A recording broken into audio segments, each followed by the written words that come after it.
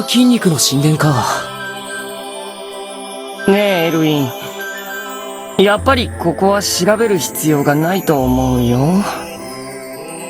私もヘインさんに賛成です。こうしている間にも政権が帝国軍のものになってしまうかもしれません。あれは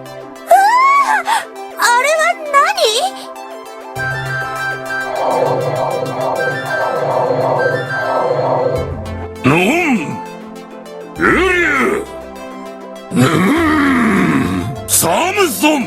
もっと体を鍛えるのじゃ！すまんですじゃ、兄貴！筋肉の神殿へようこそ！お待ちしておりました！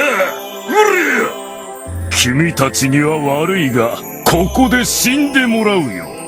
我らはこのカビ臭い洞窟から抜け出して、世界を愛と肉体の兄貴世界に作り変えるのじゃ。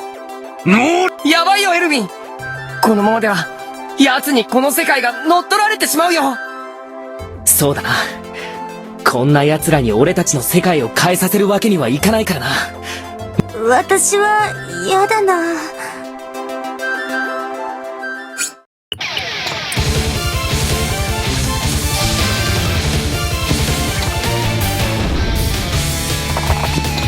極限まで鍛えられたこの鋼の肉体に傷をつけられるものか。面白かった。